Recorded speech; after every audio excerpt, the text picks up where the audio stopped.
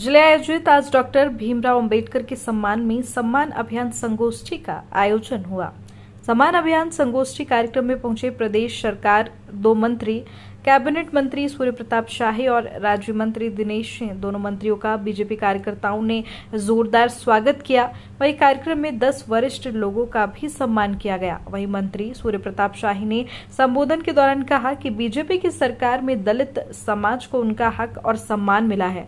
वहीं डॉक्टर भीमराव अंबेडकर का अपमान करने वाली संविधान की पुस्तक लेकर घूम रहे हैं, ये दिनेश सिंह का कहना है। वहीं बाबा साहेब से जुड़े स्थानों को पंचतीर्थ के रूप में विकसित भी किया गया है। भाजपा ने डॉक्टर अंबेडकर जयंती के उपलक्ष्य में आयोजित सम्मान गोष्ठी कार्यक्रम का आयोजन किया। वहीं डॉक्टर अंबेडकर भारत ही नहीं बल्कि दुनिया के चमकते हुए सितारे भी हैं। बीजेपी की डबल इंजन सरकार में डॉक्टर अंबेडकर के सपनों को साकार किया जा रहा है। कहा, कांग्रेस ने बाबा साहब को भारत रत्न तक नहीं दिया गया, वहीं भाजपा सरकार आने पर डॉक्टर अंबेडकर को भारत रत्न मिला। संसद के सेंट्रल हॉल में उनका चित्र स्थापित किया गया है। भारत रत्न बाबा साहब अंबेडकर जी को नमन करने के लिए हम यहाँ पर उपस्थित हैं। अभी आदरणीय दिनेश प्रताप सिंह जी ने तो बहुत कम बताया, लेकिन ये सच है कि बाबा साहब भले ही दलित परिवार के भीतर उनका जन्म हुआ था, लेकिन उनके भीतर अकूत प्रतिभा थी और बचपन से ही उन्होंने शिक्षा के ऊपर विशेष ध्यान देकर के हमेशा उन्होंने हाई स्कूल हो या इंटरमीडिएट या ऊपर की पढ़ाइयाँ हो, सभी पढ़ाइयों में मेधावी छात्र के रूप में उन्होंने सम्मानजनक स्थान प्राप्त किया। और इसीलिए बाबा साहब भीमराव अंबेडकर बराबर इस बात को कहते थे कि शिक्षित समाज होना चाहिए, सभी को पढ़ाई करना चाहिए। गरीबी का सबसे बड़ा कारण या सामाजिक समता का सबसे बड़ा कारण यदि कोई है तो हमारा अशिक्षित होना है।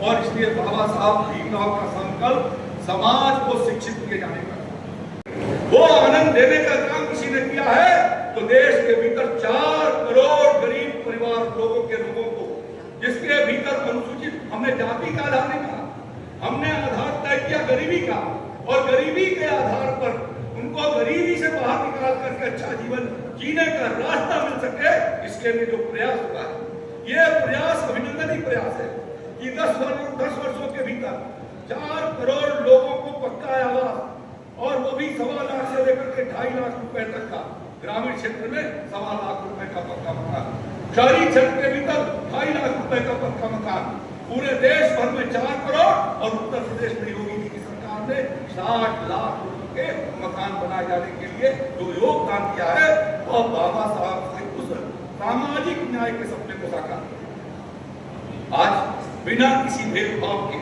हमारी योजनाएं समाज के सभी लोगों को जाती है। पंडित दीनदयाल उपाध्याय जी ने कहा था कि दरिद्र नारायण हमारे आराध्य देव हैं, उस दरिद्र नारायण को अपना आराध्य मान करके हमारी सरकार, जो मोदी जी और योगी जी की सरकार है, वो प्रयास ये कर रही है आज हर गरीब के को हर पेट भोजन मिल सके और कोई भूखा न रहे। 25 करोड़ लोगों को गरीबी रेखा से बाहर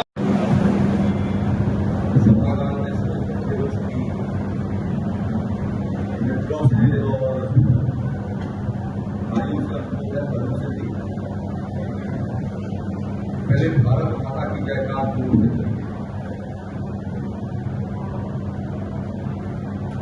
की आवाज दूर दूर तक रहनी चाहिए। बोले भारत माता की जय, भारत माता की जय, भारत माता की जय। भारत रत्न बाबा साहब भीमराव अंबेडकर अमर रहे, बाबा साहब भीमराव अंबेडकर की अमर रहे। भारत माता की भारतीय जनता पार्टी जिंदाबाद, भारतीय जनता पार्टी जिंदाबाद, मोदी जी योगी जी जिंदाबाद, मोदी जी योगी जी भारत माता की जय।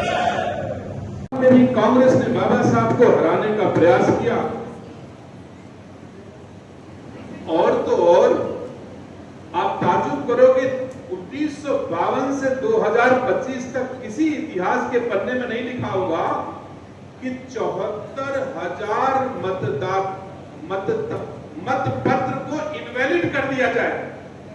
अंबेडकर जी को चुनाव हराने के लिए कांग्रेस ने 74,333 मतपत्र को इनवैलिड करके और बाबा साहब को हराने का प्रयास किया।